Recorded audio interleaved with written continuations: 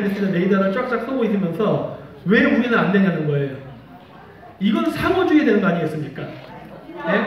물론 이건 저의 아주 지극한 개인적인 사견입니다만 박근혜 대통령 탄핵 때 중국에서 개입이 있었다고 저는 지금도 강력히 의심하는 사람 중에 한 명입니다. 벌써? 네. 그렇기 때문에 이 사드 문제는 저는 굉장히 엄격하게 더 보완을 해야 된다는 쪽 입장을 갖고 있어요.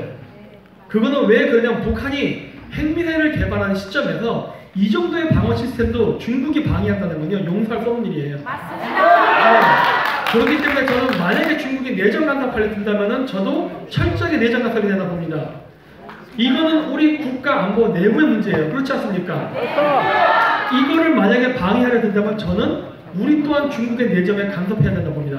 티베트 독립, 신장 민주주의 독립, 대만 독립 다 주장해야 된다 봅니다. 맞습니다. 네. 서로 좋게 가려고 하면은 방해 서로 안 하는 게 좋습니다. 그럼에도 불구하고 만약에 방해를 하려 한다면은 다음 페이지요.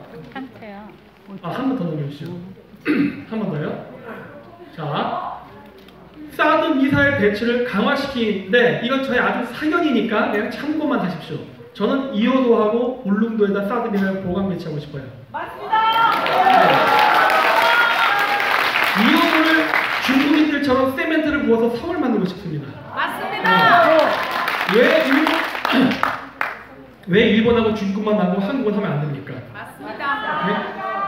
이호도 주변을 장악해야만 중국 애들의 그리고 북한의 잠수함들이 왔다 가는 걸 감시할 수 있습니다.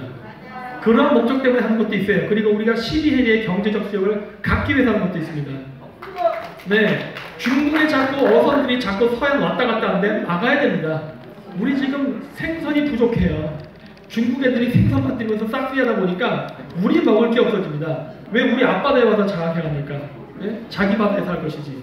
또한 울릉도도 마찬가지입니다. 제가 울릉도에다 개인적으로 사드 미사일 배치를 주장한 이유는 딱 하나입니다. 독도 문제를 해결하기 위해서 그런 거예요.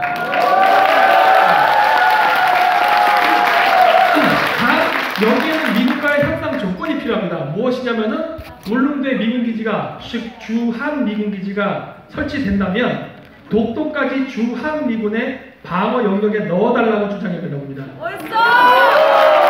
그래야 한국 땅이 확실하게 되는 겁니다. 일본 측도 못해요. 그런 부분 때문에 하는 것이고, 두 번째 목적은 일본을 위해서 그런 거예요. 제가 이 얘기를 왜 하느냐, 북한이 여태까지 장거리 미사일 실험할 때 전부 동해안으로 쐈습니다. 울릉도 쪽에서 방어 미사일 시스템이 움직인다면 일본까지 날아가는 거 울릉도에서 막아줄 수 있겠죠. 즉 우리는 영토를 가질 테니 너희는 안보를 받아라예요. 네. 물론 원래 그게 맞지만 저희가 영토 인정하지 말자 이 문제로. 이게 제 개인적인 사견입니다. 그렇기 때문에 이제 그런 식으로 생각을 해본 겁니다. 다음은요. 또 하나는 무엇이냐면은 무역에 대한 문제입니다. 이거 2년 전부터 계속 강의했던 내용이에요. 무엇이냐? 미중 무역 전쟁 반드시 일어난다. 일어났죠? 일어난다고 했지 않습니까? 반드시 일어날 것이고, 일어났을 때 우리가 해야 될 것은 무엇이냐? 미중 무역 전쟁을 이용해서 국익을 채취하는 거예요. 방법은 간단합니다. 미국권 들면 돼요. 우리가 언제 미국권이 아니랄까 미국권 드는 겁니까? 원래 미국권이잖아요. 네. 원래대로 하면은 우리는 저절로 먹을 수 있는 게 있는데 이걸 우리가 스스로 발로 차버린 거예요. 지금 우리는 중국하고 미국이 싸우면서 미국이 중국 제품에다 관세를 올리고 있습니다. 중국이 여태까지 한국 무역 제품을 따라올 수 있었던 이유는 가격 경쟁이었어요. 중국 제품에 관세가 자꾸 붙으면 한국 제품과 중국 제품의 가격 차이가 얼마나 날 것 같습니까? 별로 안 나기 시작해요. 한국 제품 사줄 수 있어요, 미국이. 그쵸? 현대, 삼성, 기아 이런 거 제품 자동차가 됐던 핸드폰에 됐던 사주게 되면은 청년 시험 문제는 저절로 해결되는 겁니다. 그렇지 않습니까? 뭐 이렇게 어렵게 자꾸 국가 세금을 갖고 이 길바닥에 쏟아부어가면서 해주겠다는 거예요. 청년들을 그지로 만들면 안 돼요. 일을 해서 돈을 버는 습관을 들여야지 저절로 주는 습관은 절대 안 됩니다. 근데 그 방법이 있지 않습니까? 그냥 미국하고 좋게 관계를 지내라 해요. 지금처럼 국제사회의 의견을 무시하고 김정은 만나지 하지 말라는 거예요. 맞습니다. 이 간단한 걸 왜 안 할까 하는 겁니다. 문재인이니까. 네? 이거는 쟤네들 좌파의 프레임 하나가 제국주의거든요. 뭐 미제국주의의 식민지라면서 남한이. 근데 얘네들은 지금 북한의 식민지니까 지금 도대체 어떻게 된 거예요, 도대체? 네? 이렇게 하면 안 된다는 거예요. 자주적인 국가를 건설하려면 돈이 필요해요. 돈. 근데 이 돈을 지금 막대하게 벌 수 있는 기회가 왔는데 이걸 지금 발로 차버리고 있지 않습니까? 중국이 미국에 차지하고 있는 공산품 수출 비중을 우리가 50%만 뺏어와도 우리나라가 GDP 5만 불 달성합니다. 이번 정권은 신의를 잃었습니다. 안 돼요. 어차피 신의를 잃으면 더 이상 미국은 거래를 안 하기 때문에 저는 뭐라 말 못한다 했지 않습니까? 하지만 이번에 경제가 무너지고 대외적 관계가 나빠지고 이번에 북한 갔다 와서도 별 성과 없을 게 분명합니다. 그건 오늘 제가 여기서 얘기 드릴 수 없어요. 하지만 그렇게 되면은 다음번에 기회가 올 수 있어요. 어쩌면 혹시 합니까? 재수종은 내년에 할지. 아무것도 몰라요. 하지만 다음번 정권이 바뀔 때 선거에서 저희가 지면 안 됩니다. 그리고 반드시 다음번에는 우파 정권이 생겨야만 되고 정확하게 한미 군사동맹 강화를 부활시켜야 됩니다. 맞습니다. 근데 한미 군사동맹을 강화시키고 제가 앞쪽에 얘기했던 사드 배치 이야기를 하게 되면 이거 돈 드는 문제가 되는 겁니다. 돈. 그러면 우리 돈이 나가는 거예요. 근데 제가 우파적 시각을 가졌다고 해서 저는 미국을 무조건 지지하자는 입장은 아니에요. 국익주의이기 때문에. 그러면 우리는 미국의 사드 미사일과 군사를 강화하는 데 드는 비용을 어떻게 충당해야 될지를 생각해야 되는 겁니다.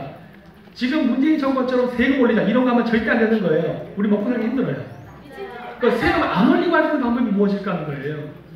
중국 시장을 뺏어서 한국에게 달라고 내부적인 협상을 하는 겁니다.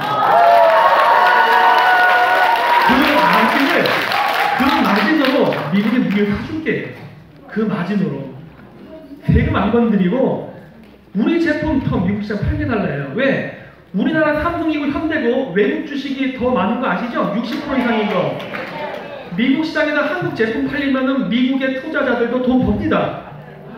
예? 벌어요. 손해보지 않는 장사예요. 플러스 우리 뭐 한 대 주는 겁니까? 우리가 벌은 이익 지분에서 또 잘라가지고 미국 무기 사주겠다 해요.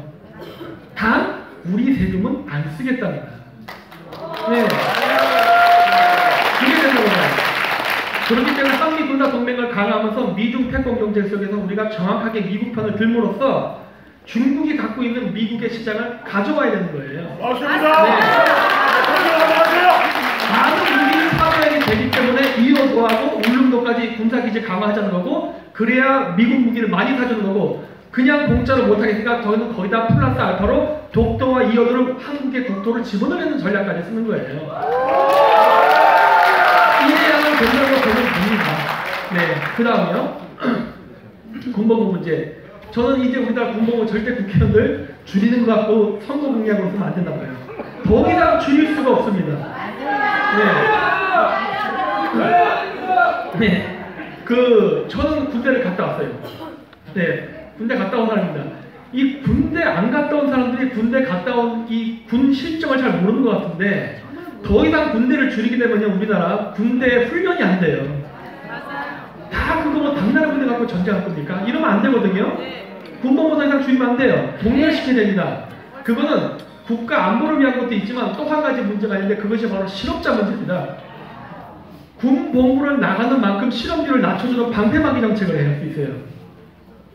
이거 모르셨죠? 군복무가 있음으로써 실업률을 낮춥니다. 이거는 어떻게 보면 군복무를 절대 줄이면 안 되는 거예요. 실업률 올라가요. 걔들 나와서 뭐 할 거예요? 할 게 없어요, 지금. 더구나 지금 정부가 되게 반미적인 행태를 취함으로써 나오는 족족 다 실업자 됩니다. 그러면서 왜 실업률이 해결이 안 되나 머리를 쥐어짜는데, 야, 이 병신아, 그러는 거예요. 너 왜 몰라? 네가 군복무 줄이고 있잖아. 이거거든요. 절대 줄이면 안 됩니다. 예, 그래서 한 번 넘어가 주시죠. 한 번 더요. 좀 넘어갈게요. 네, 넘어가 주시죠. 더 넘어가 주시죠. 자, 실업률이 올라가는 이유는요, 군복무도 공헌한다는 거, 세계 불황도 공헌. 첫 번째 요인은 세계 불황입니다. 세계 불황 때문에 수출이 안 되면서 실업률이 올라가는 건데, 여기다 군복무를 낮추게 되면요, 실업자가 양산돼서 부채질을 하는 꼴이 되는 거예요. 그래서 안 된다는 겁니다. 따라서 앞으로 우리나라 대통령은요, 더 이상 골목대장 아닙니다. 우리나라 굉장히 잘 사는 거 아십니까? 여러분들 나중에 기회 되시면 영국이나 프랑스 가보십시오. 한국이 더 잘 삽니다. 깜짝 놀라실 거예요. 네. 그렇기 때문에 이 민감한 거고, 왜 우리나라 대통령이 외교를 진짜 신경 안 쓰면서 이런 식으로 하는지 도저히 이해가 안 됩니다. 다음이요. 의무 요양 보호제는 이거 여자에 대한 문제입니다. 저는 욕 먹어도 할 거는 해야 된다고 봐요. 저는 지금도 여기 여성분들 굉장히 많으시지만 저는 페미니스트가 아니라서 그런지 몰라도 여자 군대 보내야 된다고 생각합니다. 여자분이 박수 치시니까 대단히 고맙습니다. 근데 저는 꼭 군대까지는 아니더라도 아니 뭐 이제 나이가 군대 갈 나이가 아니라서 막 마음대로 말씀하시는 건 젊은 분들은 좀 다르지 않습니까? 아니에요. 그래요? 네, 알겠습니다. 네. 남자잖아요. 혹시 성년 되셨어요? 자, 다음 페이지요. 자, 이게 뭐냐면요. 우리나라 어린이집이 부족합니다. 국립 유치원에 가야 됩니다. 그래야 싸요. 국립 유치원. 사립 유치원 비쌉니다. 막 100만 원 넘는 것도 많죠? 우리가 얼마나 번다고 그 돈을 내겠어요. 지금도 출산 문제를 해결하겠다고 자꾸 유치원 늘리는데 사립 유치원이나 아니라 국립 유치원을 늘려야 됩니다. 이건 저희 집에도 조카가 있기 때문에 잘 알아요. 이 문제는 심각한 문제예요. 애를 낳을 수가 없어요. 왜? 맞벌이 해야 먹고 살 수 있는 구조인데 아빠 엄마 다 나가면 누가 애들 볼 거예요? 할머니가 돌봅니다. 저희 어머니가 혼자 돌보다 허리가 나가셨어요. 그래서 수술했습니다. 이번에. 안 돼요. 그렇게 하면 안 돼. 더 이상 가족에서 이 문제를 해결하면 안 되고 국가가 해결해야 되는데 그렇다고 퍼주기 싫은 전 절대 반대예요. 어떻게 하면 비용을 줄이면서 최고의 효과를 노릴 건데, 첫째, 여자도 군복무를 똑같이 함으로써 가산점제, 우리 공무원 시험이나 가산점제 둘 다 없으면 공평한 거 아닙니까? 그쵸? 그럼 너도 의무 공무해라 해요. 군대 말고 요양원, 유치원에서 근무하는 겁니다. 네. 남자가 공부하는 만큼 공부하면 되는 거예요. 그러면 인건비 줄일 수 있습니다. 인건비가 제일 큰 문제. 왜? 세금하고 직결됐기 때문에. 건물은요 널리고 널렸습니다. 이번에 문재인 대통령의 덕택에 우리나라 경제가 무너지면서 빈 사무실이 무진장 생겼어요. 그쵸? 그 사무실 쓰면 돼요. 그 사무실. 저는 어떤 식으로 생각하냐면, 특히 서울 같은 경우 인구 밀집도가 높기 때문에 고층 빌딩 하나당 국립 유치원 하나씩 생기면 됩니다. 그럼 점심 먹을 때 밥 일찍 먹고 내려와서 애랑 같이 1시간 수다 떨다가 다시 일하고 퇴근할 때 같은 빌딩이니까 애 데리고 퇴근할 수 있어요. 누구나 들어가면 되는 거예요. 그걸 젊은이가 하시라는 거예요. 네. 그리고 월급은 우리나라 군대 남자들이 받는 만큼만 받으면 되는 거예요. 네. 그렇게 해야만 출산을 안심하고 할 수 있게 되고 세금을 안 쓰게 되는 겁니다. 절대 세금 건드리면 안 돼요. 네. 우리는 적이 많아요. 우리의 적은 뭐 북한 이런 얘기를 하는 건 아니라, 당연히 북한도 있지만은 우리가 먹고 살기 위해서 무역을 할 때 우리의 기술을 따라오려는 나라들이에요. 물론 여기 일본도 있고 중국도 있고 여러 나라들이 있습니다. 우리나라는 세금을 모아가지고 기술 개발과 차세대 성장 동력에 돈을 투자해야 됩니다. 이게 미래를 위한 대비예요. 이런 대비해야 될 돈들을 지금 복지에다 다 퍼준다고 하면 우리는 어떻게 미래를 대비할 겁니까? 안 돼요. 그렇기 때문에 복지는 하되 되도록 세금을 안 내는 방법을 써야 되는 거예요. 그래서 이런 생각을 제가 하게 된 겁니다. 그래서 제가 주제 넘지만은 여기 국회의원분들 앞에서 제가 이렇게 좀 번데기 앞에서 주름을 잡는데 좀 양해해 주시기 바랍니다. 원래 오늘 원래 오늘 제 강의는 이런 내용이 아니었습니다만, 이왕 온 거 신세한탄 하지 말고 우리 아플리나 보자로 이런 목적으로 해서 커리큘럼을 완전히 바꿔서 다시 갖고 온 거예요. 네. 다음 페이지요. 넘어가겠습니다. 그냥 쭉 넘어가겠습니다. 네. 자, 그 다음에 일본 파견 근무제. 제가 일본 파견 근무제 얘기했더니 뭐 친일파 굉장히 난리를 치더라고요. 웃기는 소리 하지 말라는 겁니다. 제가 이걸 하는데 두 가지 목적이 있습니다. 첫째, 지금 문재인 정권이 하는 것처럼 국민 세금 써서 일자리 창출을 안 하겠답니다. 누구 돈으로 하려는 겁니까? 뭡니까? 일본 돈이에요. 낭비동을 해야죠. 일본은 저출산 고령화 때문에 지금 사람이 딸립니다. 없어요, 사람이. 제가 친구들을 많이 보냅니다. 저는 공작합니다. 전 늘 얘기하지만 제 방송은 프로파간다 공작을 기본으로 합니다. 그렇기 때문에 저는 공작원들을 많이 풀어놔요. 일본, 이젠 동경에 있는 대기업까지도 외국인 비율이 올라가고 있습니다. 사람이 없어서. 공장에도 일본인이 부족하지만 대기업, 좋은 직장에도 일본인 청년이 부족할 정도예요. 우리나라 사람들 일본 가면은 취업할 수 있습니다. 단 지금같이 중국이랑 한편이 돼가지고 소녀상 만든다고 중국 돈 받아가지고 건설하고 이따위 짓 하면은 절대 일본이랑 이런 거 할 수 없어요. 그래서 제가 2년 전에도 강의할 때 그랬어요.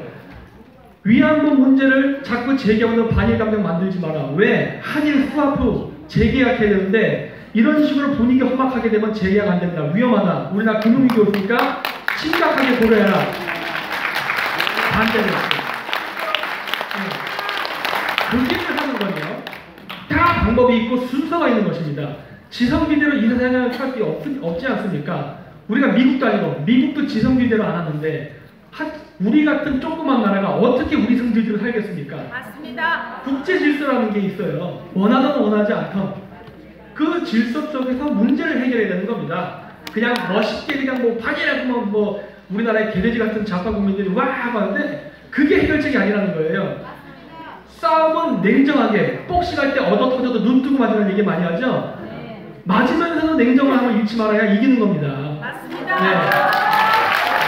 국민 세금 쓰지 말고 일본에 파견해가지고 거기서 일단 실업자 문제를 우리가 해결하자예요. 남자 군복무, 여자 요양근무, 실업률 낮춰질 겁니다. 단순히 실업률만 낮춰지는 이런 정책을 하려면 편법 정책이 되는 거예요. 단순히 통계적으로 실업률을 낮추기 위해서. 실질적으로 국민들이 느낄 때 실업률이 낮춰지면서 효과가 있다는 걸 느끼게 하려면 뭘 해야 되니까 청년 일자리를 마련해 줘야 돼요. 그렇죠? 청년 일자리를 마련할 수 있는 방법은 뭐였습니까? 아까 제가 앞서 사드메 친구들 얘기했죠? 그거를 무역관계와 엮어서 수출을 증대시켜서 국내 기업이 우리 청년들을 고용할 수 있게 환경을 조성한다. 첫째.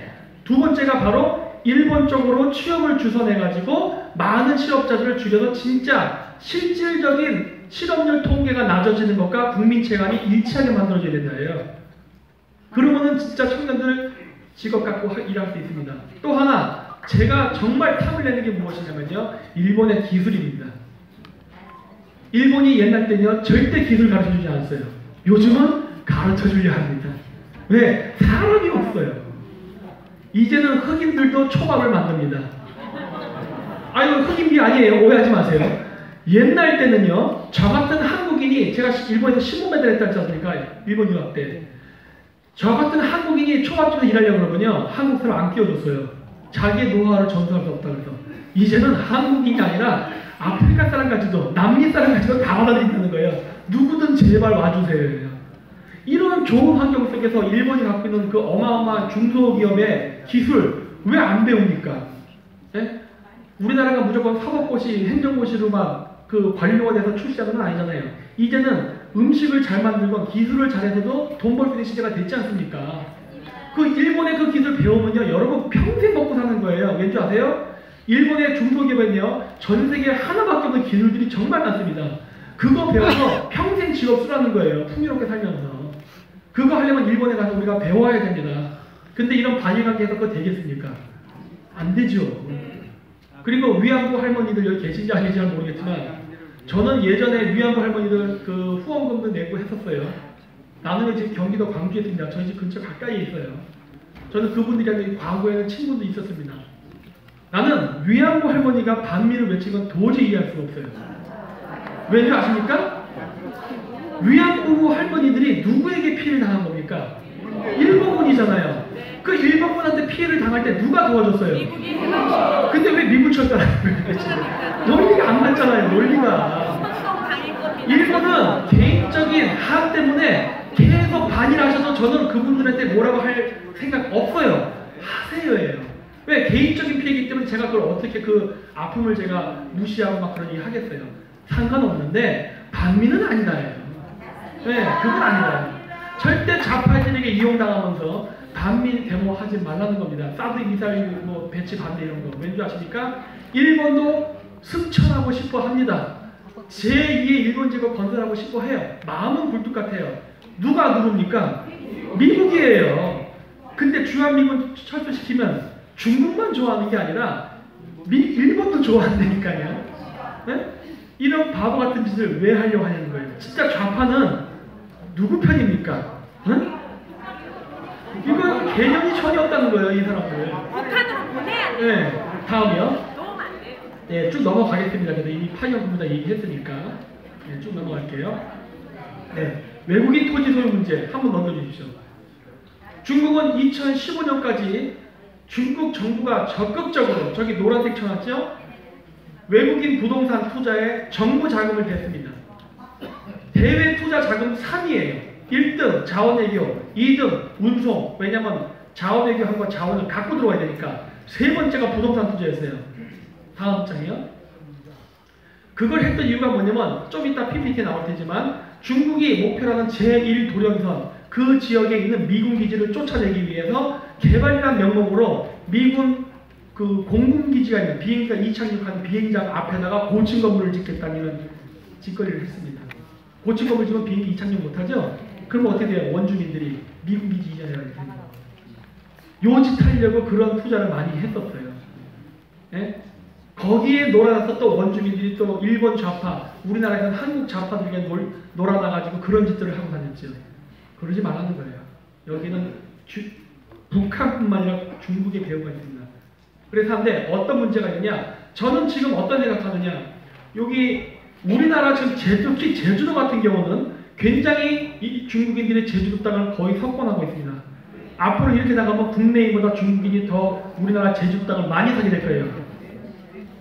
그거 돌려받아야 됩니다. 왠지 아십니까? 그거 중국이 제주도가 중국화되게 되면은 지금 중국이 목표라는 제1도련선의 완성이 되기 때문에 그래요. 막아야 됩니다. 근데 그걸 어떻게 막아야 되냐? 당연히 중국의 부동산을 가져와야 됩니다. 어떻게 가져올 거냐가 문제예요. 그렇죠? 간단합니다. 또 다시 처음으로 돌아가서 얘기할게요. 사드 배치, 한미 군사 동맹 강화로 우리가 미국 무기를 많이 산다. 그 조건으로 중국 제품 사지 말고 한국 제품 사는 걸로 방향 선회한다 그랬죠? 그러면 중국 경제 나빠지게 될 겁니다. 중국 경제가 나빠지게 되면은 중국 기업들이 부도가 나기 시작할 거예요. 그러면 중국 기업들은 부도를 막기 위해서 자금을 융통해야 되는데 그러면 해외 부동산 매각하기 시작할 겁니다. 그때 헐값에 사들이는 거예요.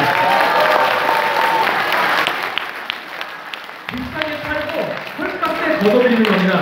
미국이 지금 하고 있지 않습니까? 왜 우리는 안 합니까?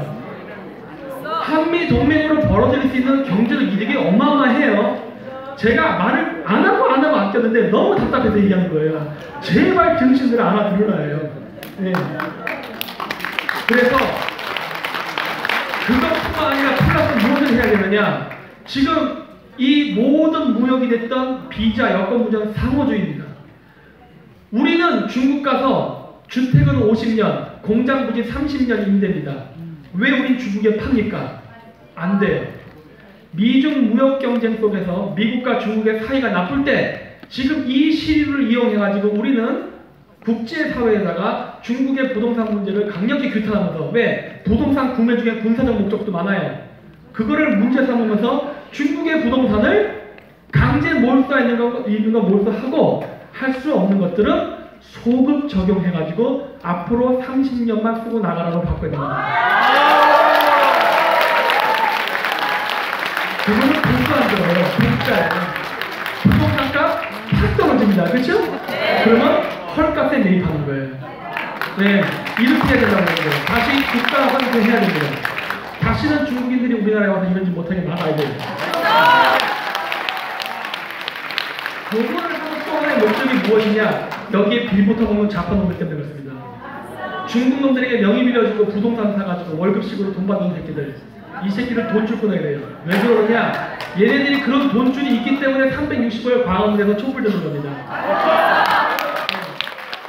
여러분들 생기 유지하실 때 힘드시지 않습니까? 네?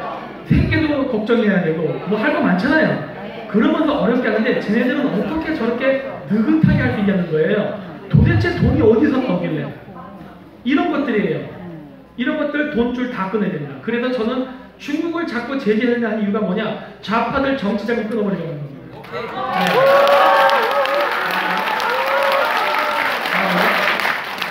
네, 노예님께서 제가 생각할게요. 대마도 문제 여러 번 얘기했으니까 통과하겠습니다. 그 다음이요. 자, 그래서 저기 노란색 선이 거쳐진 게 제1도련선이라고 해서 중국이 잡아먹으려는 지역입니다. 저 지역 안에 미군 기지가 있어요. 그렇기 때문에 저 지역 안에 미군 기지에다가 부동산 투자를 하는 겁니다. 최근에는 태양광 산업까지요. 응? 우리나라 국군 기지 옆에다가 사드 기지 옆에다가 이짓거리 하고 있다고요. 태양광 산업 누가 연결인지 다 아시죠? 네.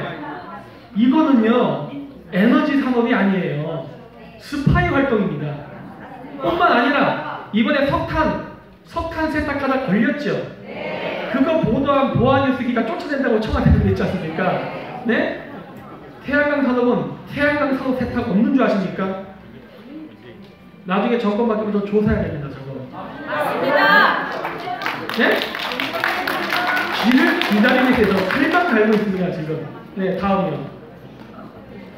넘어가겠습니다. 네, 다음이요. 제가 선택적 이민 제도. 이민은요, 저는 여기 계신 분들과 조금 다르게 저는 받아들여야 된다는 입장 쪽에 있어요.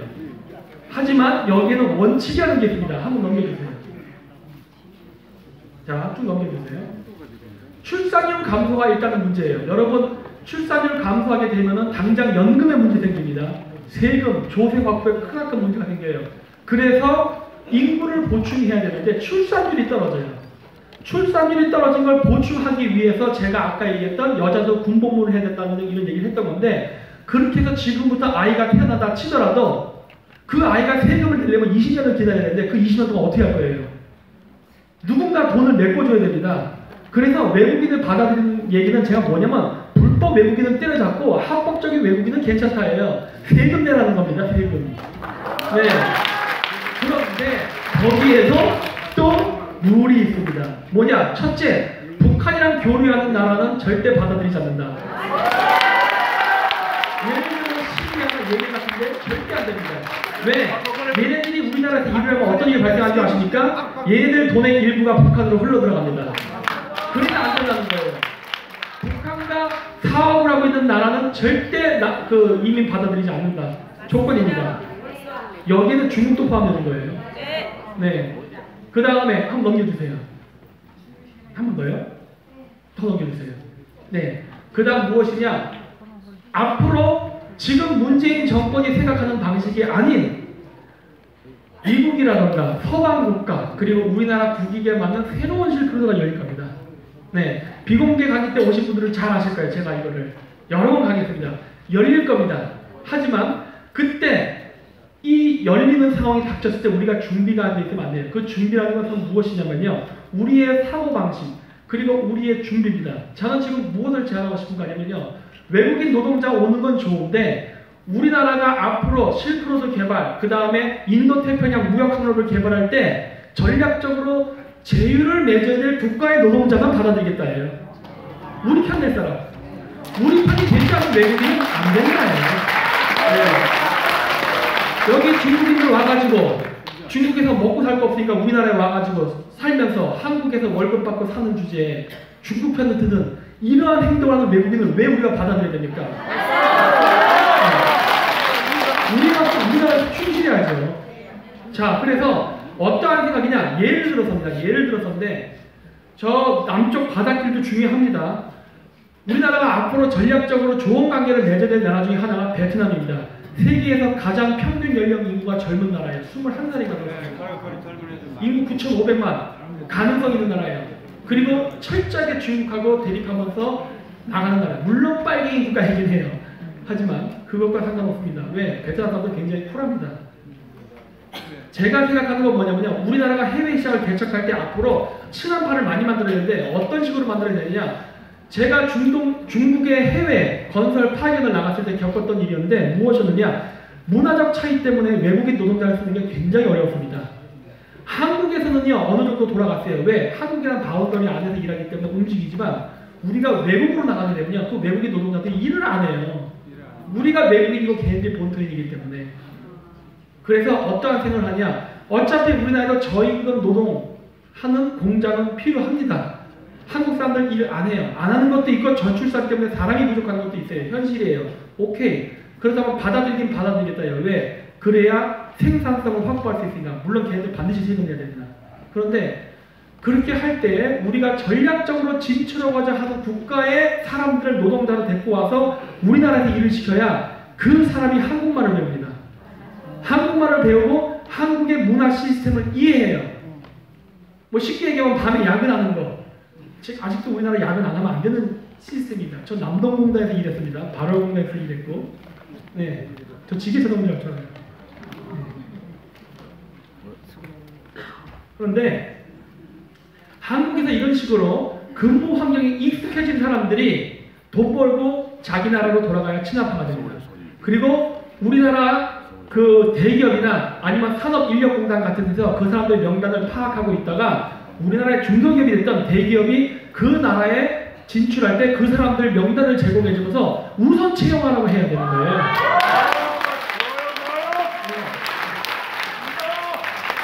동생들이 해야 돼요. 그래야만 이쪽 국가들과 우리가 그 무역 경쟁을 할 때 경쟁력 있는 외국 노동자를 가져갈 수 있어요. 그러면서 친한 분위기, 그리고 우리가 해외 시장 진출이 굉장히 우호적인 상태에서 이루어지게 되는 게 됩니다. 아직까지 우리가 이런 생각을 안 하고 있는데 앞으로 우리가 이거 해야 돼요. 이거 돈 드는 일 아니잖아요. 돈도 안 드는데 왜 안 하는 겁니다. 제가 있잖아요. 우리는 정책을 세울 때 세금 되도록 안 건드리면서 하는 정책을 세워야 됩니다. 돈 갖고 하는 거 누가 못합니까? 돈 덜 쓰면서 하는 게 중요한 거지. 그래서 외국인 노동자는 받아들이되 이런 식으로 하고 혹여라도 우리나라에 국적 취직을 하길 원하는 노동자가 있을 수도 있습니다. 생길 거예요, 분명히. 그런 자들은 어떻게 저는 관리해야 되냐 보냐. 첫 번째, 한국어 못하는 놈은 절대 받아들이지 않는 거예요. 네. 한국어 능력 시험 8급 이상 합격자에 한해서만 신청 자격을 준다예요. 행사가 아니에요. 신청 자격을 준다는 거예요. 한국말 모르는 건 우리나라 살 생각 하지 말라예요. 엉뚱한 데 가서 차이나타운 세우는 거 절대 인정 못하겠다요. 한국말 배워서 한국 사람과 살면서 그 사회 속에 스며들라는 거예요. 안 하겠다? 안 받아들이겠다요. 네. 가는 사람은 우리가 같이 공존할 수 있고 있는 사람은 있는 대로 같이 살자예요. 좋다요. 그래서 좀 유연한 정책을 써야 된다. 왜? 우리나라가 무조건적인 민족주의는 안 됩니다. 우리나라 GDP가 거의 수출에 절대적으로 의존하는 나라인데 우리끼리 살자고 하면 다 죽게 돼 있어요. 자원이 없는 나라예요, 우리나라는. 어차피 세계 무역은 한국이 살기 위해서 반드시 해야 되는 것이고 우리가 잘 살게 된 덕택에 우리나라에 오는 외국인들이 생겼습니다. 왜? 돈 벌려고. 우리가 옛날 때 돈 벌러 나갔던 나라니까. 네. 저희 부모님은 중독 때 나갔던 그 세대예요. 네. 그래서 제가 사우디아라비아 10년을 살게 된 겁니다. 그러니까 옛날 때 제가 어렸을 때는 해외에 돈 벌러 나갔었어요. 이제는 돈을 벌러 오는 외국인이 생겨요. 심지어 백인들까지는 이제는. 네? 이런 시대예요. 우리가 그만큼 잘 사는 거예요. 그렇기 때문에 외국인 노동자 오는 걸 막을 수는 없으니까 이왕 이렇게 되는 거 유연하게 우리가 활용할 수 있게 잘 쓰자는 겁니다. 무조건적인 외국인 혜택 다 반대예요. 그래서 그거 안 된다예요. 세금 내고 세금 낸 만큼 혜택 받으라예요. 왜 세금 안 내면서 혜택 받으려니까?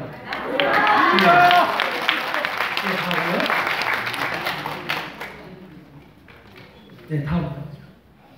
네, 이건 마지막 상속세 0% 혹은 감세. 난 지금도 얘기합니다. 이거 제가 얘기하면 논란의 소지가 많다고 아각거리는 사람 많은데 저는 다 입당으로라고 얘기하는 겁니다.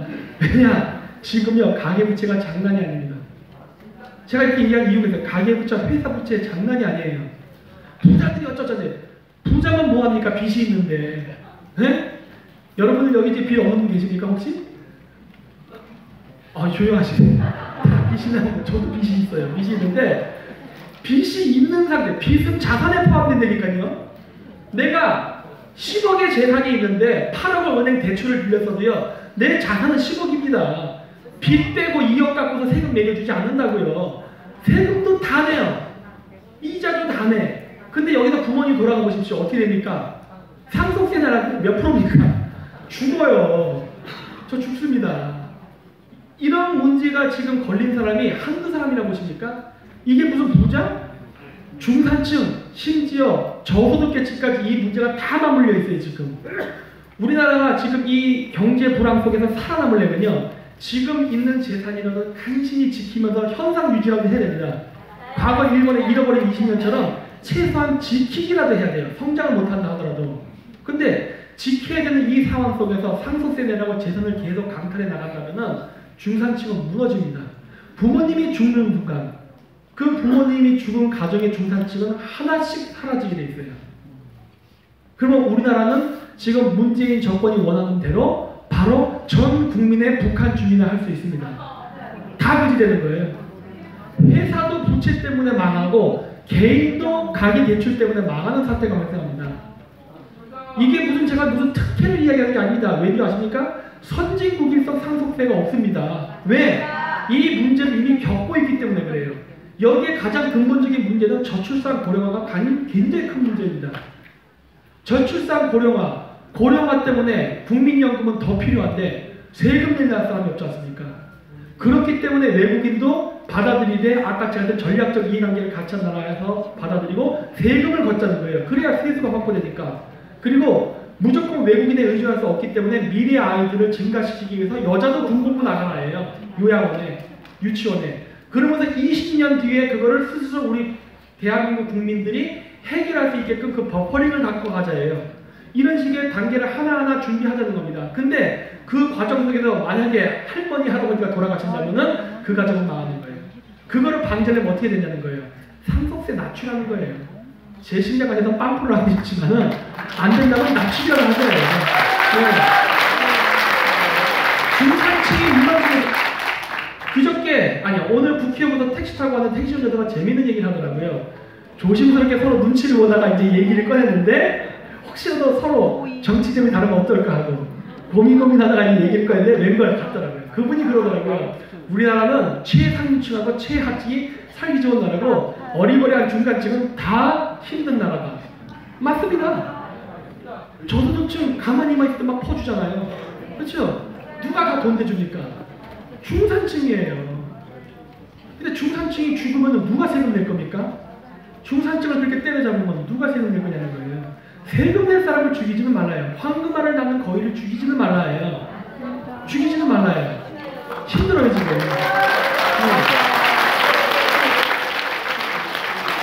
그래서 이런 문제들을 하나하나 해결하면서 이 문제를 해결하는 건요 5년 갖고 되지 않습니다.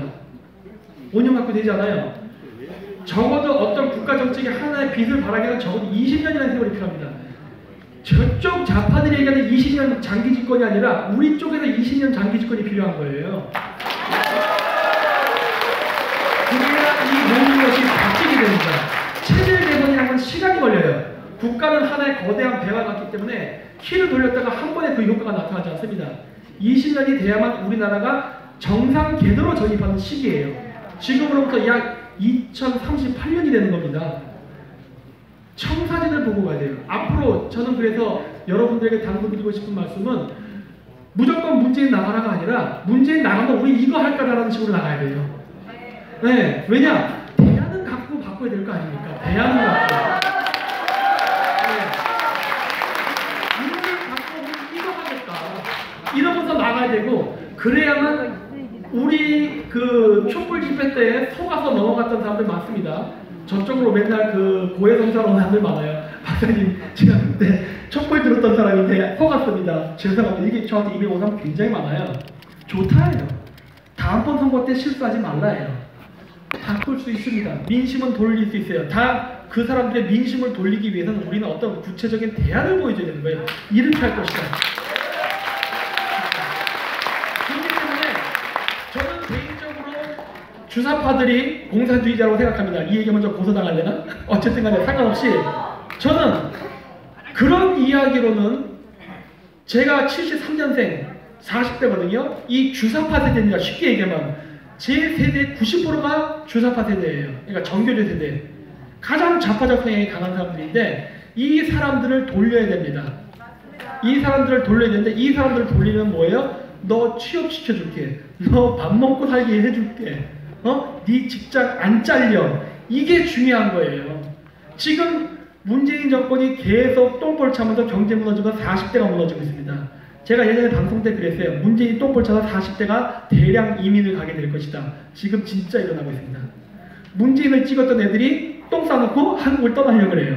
누구 마음대로. 나가지 말라 해요. 이민 가지 말고 우리 찍고 나가요. 우리 찍고 나가. 아니면 우리를 찍으면 안 나갈 수도 있어요. 자, 우리가 20년 장기 집권을 하려면 경제 성장이 보장이 돼야 됩니다. 경제 성장 없이 장기 집권이 어떻게 가능하겠습니까? 정권 바꾸더니 어머 이거 또 똑같네? 이렇게 되면 또 정권 뒤집히는 거예요. 그러면 20년 동안 장기 집권을 하려면 안정적인 경제 성장이 이루어져야겠죠? 그 안정적인 경제 성장을 보장받기 위해서 우리 뭘 해야 될까요? 조용해지시네요. 여기서부터 미국과의 외교가 필요한 겁니다. 여기서부터.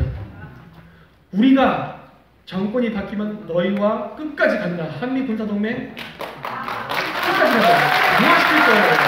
강화시키라는 뜻이 뭡니까? 강화시키라는 거 말을 안 하겠다. 당장 내가 사드 미사일 개체 구매할게. 트럼프 사는 거 되게 좋아하잖아요. 네? 사줄게. 대신에 나 살 때 백악관에서 사인하고 거기서 기자회견하게 해줘. 왜? 나도 얼굴 비춰야 되니까. 그래야 되는 거예요. 대외적으로 자랑질도 해야죠. 대신에 내가 사는데 돈 필요한데 돈을 국민 세금을 주고도 나도 못하겠으니까 중국 시장을 나에게 넘겨라 해요. 한 번에 주지는 않아도 된다. 한 번에 주진 않아도 되는데 매년 중국 시장을 나에게 10.5%씩은 내봐. 계속. 왜? 그럼 우리는 계속 수출 그래프가 향상된 쪽으로 갈 테니까. 그쵸? 야, 이번에 오늘 했더니 수출이 잘 되네? 잘했구나. 다음번에도 뽑아야지. 또 뽑고 또 어떻게 돼? 자꾸 수출이 올라가면 또 뽑아야지. 이렇게 만들어야 돼요. 경제를 잡지 않고 자유민주주의를 얘기해봐야 저희 40대 이하는 안 듣습니다. 경제가 첫째예요. 따라서 미국한테 야 중국시장 100% 내놔 이럴 필요 없다는 거예요. 전력 미국도 절대 주지 않습니다. 이 세상에 그런 거래는 없어요. 하기 때문에 그러한 장기적 플랜을 갖고 미국하고 협상을 하는 거예요. 그래야 우리 한미 군사 동맹이 강화되고 동북아시아에서 미국의 패권 전략, 대중국 견제 전략이 가능하다예요. 그러면 우리는 또 뭘 해야 돼요? 물론 중국 견제는 우리도 필요한 거지만 북한 좀 어떻게 좀 해줘야 해요. 북한 하고 싶다예요. 근데 우리나라 혼자로는 안 되잖아요. 이 남북한 문제는 우리 민족끼리 하는 거 아닌 거 다 아시죠? 4강의 이해관계가 있는 겁니다. 물론 그 중에 으뜸이 미국이에요. 그러니까 이 문제에 대해서 통일을 하는데 도움을 달라 해요. 근데 제가 얘기한 통일은 쟤들이 얘기한 통일과 전혀 다른 방식입니다. 저는 남북 통일에 대해서 강력히 주장하지만 일체제 이국가를 이야기하는 사람이에요. 여기서 이야기하는 일체제는 바로 자유민주주의예요. 자유민주주의를 기본으로 한 왜? 만약에 남북 통일 그냥 시키면 어떤 일이 발생하는 줄 아십니까? 여러분 땅 투기하러 가십니다. 그래서 안 돼요. 그리고 북한 애들 일하러 남쪽으로 내려옵니다. 개판돼 버려요. 그렇기 때문에 한 체제 속에서 일단 이국가 체제 할 수밖에 없어요. 일단 통제를 해야 돼요. 인구 이동을 막아야 됩니다.